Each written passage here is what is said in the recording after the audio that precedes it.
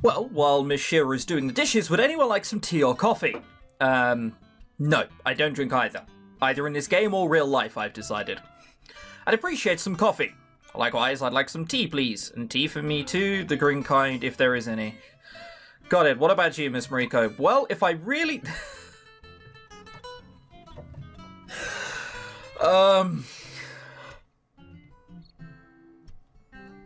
If I really had to? Probably wouldn't coffee, because it's just the worst thing in the world. No one else is drinking, so you can't start drinking. That's just the rule of all alcoholic beverages.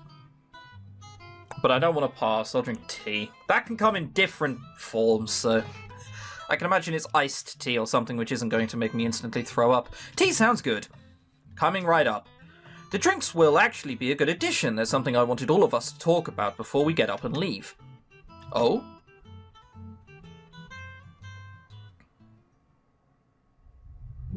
Alright, so... Shearer was the last person we found in this mansion, so everybody was already here when it happened. But I'd like to know which of us woke up first, and who did they find and where. Oh, what's the point of that? The point is to establish if everyone is telling the truth, Apris. I actually agree. I'd like to know what everyone has to say to that as well. Marco, you found me down in the basement and you told me there were other people in the mansion, so I couldn't have been your first find. I believe I was the first conscious person, yes? Where did you wake up? In the front yard. I was cold when I woke up. After noticing the barrier, I went inside the mansion. Right, okay. You meant... right at the beginning, not after drinking the potions. I was like, what the why would you need to know that? The first people I stumbled upon were Yvonne and Apris. They were both unconscious in the library. That's right, Mr. Marco shook me awake. We got to talk for a short moment and he told me to try and wake Mr. Apris, then I left. That's when I went down into the basement. I talked with Mr. Apris about how he couldn't remember anything. I can confirm that. Then, I think a couple minutes passed before Miss Shearer walked into the library on her own. Yep, you two were also the first person I saw. Not long after that, Marco came running back to us. He said he found another person, but they passed out on him. That's when you got carried upstairs. I was going to say, that sounds like me. After that, Marco left the basement again, and Apris went to investigate the barrier. Yvonne and I stayed with you in the hall, and you already know the rest, since you woke up to next of us. Since you woke up next to us. There you go, ChrisTenarium. It's not that difficult to get words. Alright. I would like to point out that there is one thing in our confessions that puzzles me, though. There is nothing that puzzled me. I'm confused. Yes. I also woke up in the front yard. Ah. That's a problem. You did? And I saw no Marco anyway, meaning that you had to wake up and leave before I did, right? You never mentioned seeing me there. Because I didn't. You sure about that? I believe it would be hard to miss a heap of white and pink sprawled on the ground. Especially when I woke up laying pretty close to the fountain. I definitely wasn't far away behind one of those spooky trees. Are you sure you didn't outright ignore me for whatever reasons you might have had? I assure you, I woke up in the front yard all by myself. If you're accusing me of lying, do you have any proof that you're not the one who's lying? Defending yourself that vehemently, that quickly, is scary. Maybe you actually woke up first and ignored me on purpose. These two. Apris, I don't like either of these. This is a dick answer, but I hate people who get... I guess that's enough. We're not helping with you two bickering.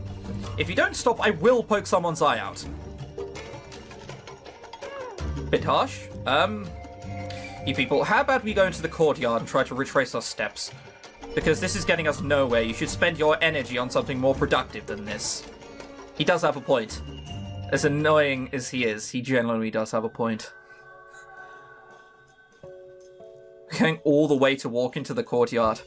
I think it's this one? Yeah. Right, well if you woke up straight there... That'd be difficult to miss. There's no getting around that. Here. I woke up more or less here. I can't tell you the exact spot myself. I was a little out of sorts and I don't remember many details. It sounds suspicious. But I do understand. If you wake up in the middle of nothing and that happens, then... suspicious. This is just a thought, but all of us were really disoriented when we woke up, right? Weren't we? Could it be possible that either Miss Shearer or Mr. Marco didn't wake up in the front yard like they think, but in the backyard instead without even realizing it? Yeah, that's sort of what I figured, honestly. Well, wait. An interesting observation, Yvonne. However, there might be a contradiction in that theory. The locked door or the illusion hidden wall? I have no idea. There was a locked door. Of course there was. Hang on. Because they'd have to come through the backyard and then get through a locked door. Exactly. The hidden wall wasn't that much of an issue since it is visible from one side only. Illusion doesn't show a wall from the kitchen side. It looks like a normal corridor from here. Meaning that either Marco or Shearer could have passed it without even noticing it. However, the locked door is another issue. Unless the door was initially open. In theory, someone might have had a key in their possession and locked the door behind them right afterwards or even later on. They could have locked the door without a key as well. Also, good observation. You know what she's trying to get at, right? If we were to stick to the theory that there is not actually one but two culprits, you would be the first suspect on that list. What? Look at that look. You were the one who managed to open the lock in a few seconds flat. Locking it should have been as much as a breeze for you. So you want me to break a lock and then lock it again? I'm not sure that's how that works. I'm going to be there a while doing that. It might be, to be fair, I don't know. Weirdly enough, haven't broke into many homes myself with a metal wire made from a corset. So following that particular train of thought, you're either in conspiracy with Marco or with me. And who the hell said she couldn't be in conspiracy with the both of you? Didn't you two stick together when we investigated at the mansion at the beginning? I knew something seemed weird about the way you two looked at each other. What the heck are you on about? Mr. Apris, I believe you might be misinterpreting some signs. If you're talking about the time he was trying to hit on me, I had no part in it. What? I wasn't hitting on you. Oh, sure you weren't. Do you think I'm deaf and blind? You're being delusional. I actually just got rejected. Forget I even brought it up. Shit, did I go too far? Yeah. You should follow him, Miss Shearer. Yeah, as long as you'll get your mind out of the gutter. Huh? Don't even deny it. I guess I won't. Well, that was... Huh? There's definitely something going on here. I know that much. So, that was stupid of me. Kinda, and stuff. Look, the evil person is turning good. You know what shit always happens, right?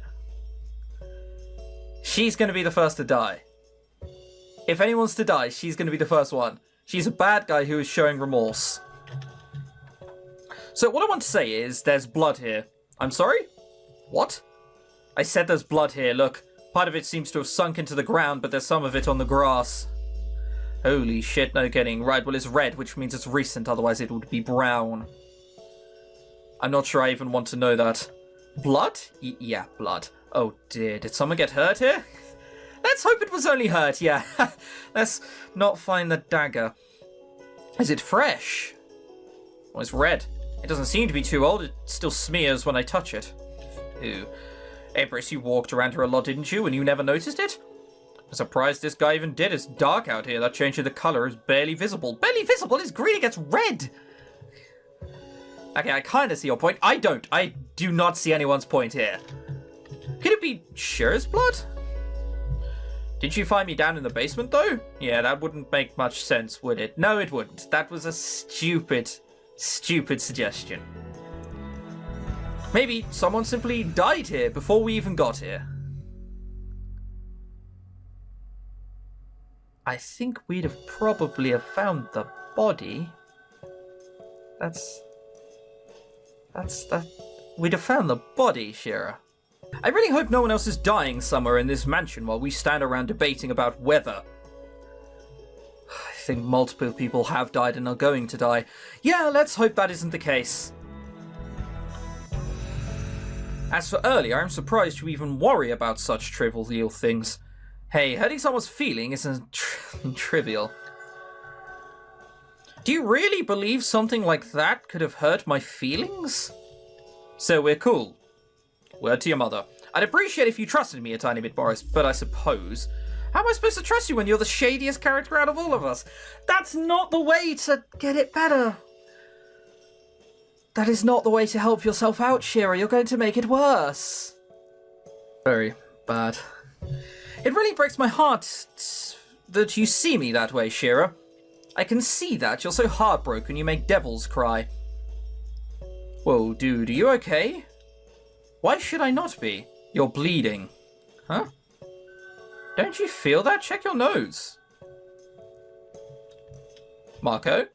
I could try and help if he's going to collapse, isn't he? Oh, no, okay, he's not.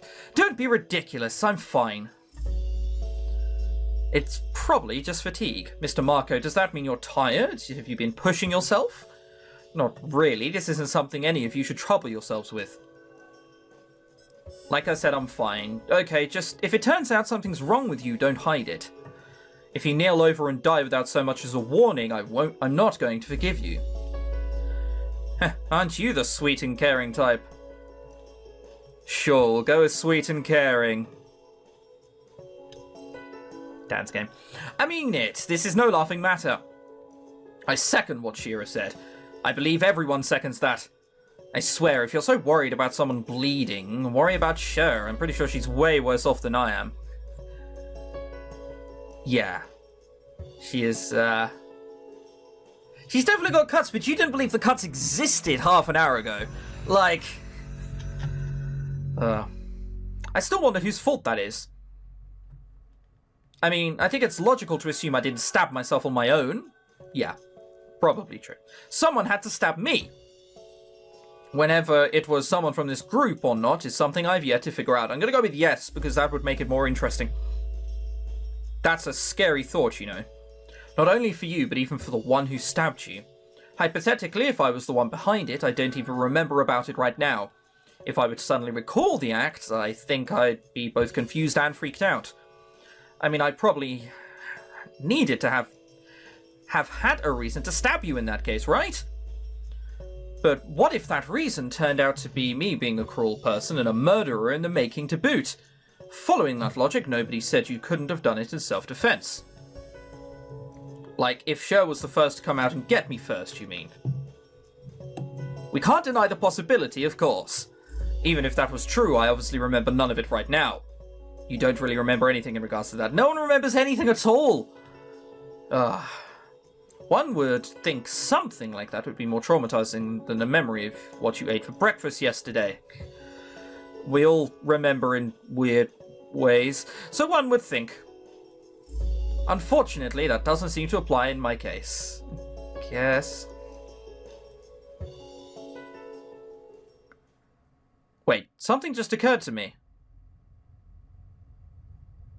Hello? Uh-oh. Marco?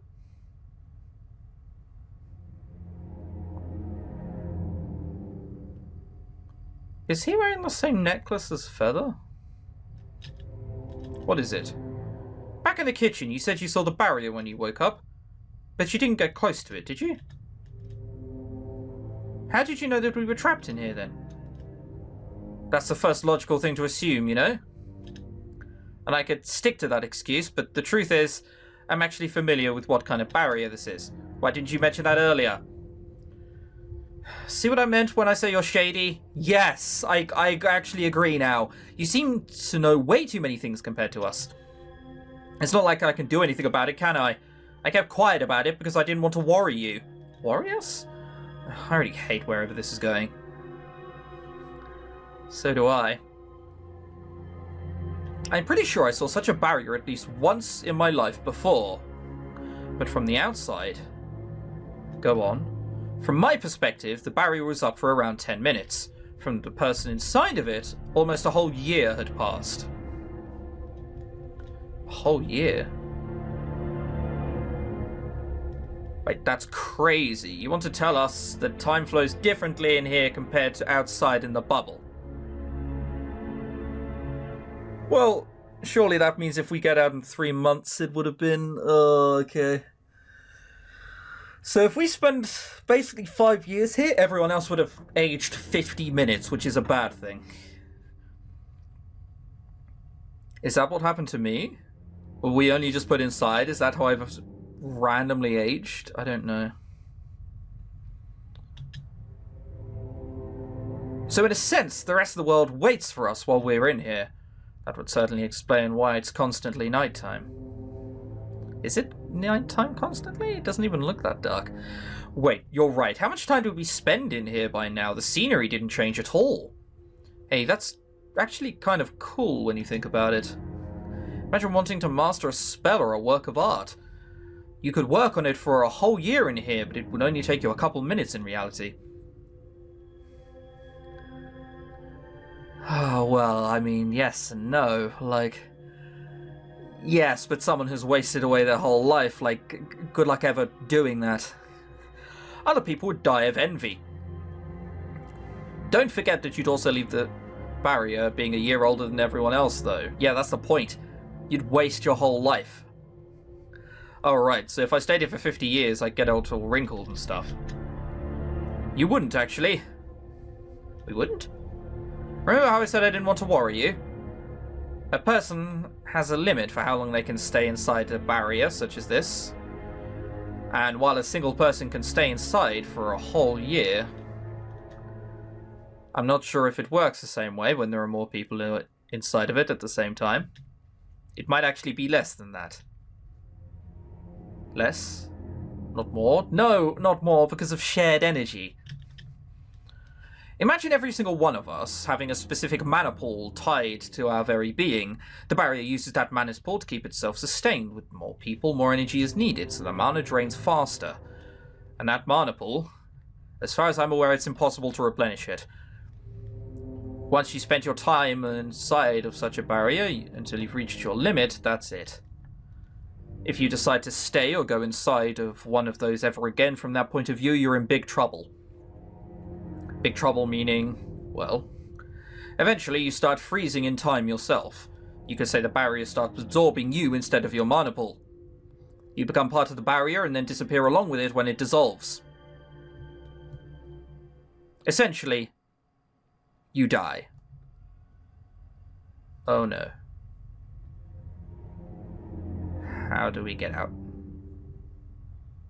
See, all I'm imagining is just like someone disappearing in front of you, a la Marty McFly in Back to the Future. We're fucked! We're completely fucked. Oh dear.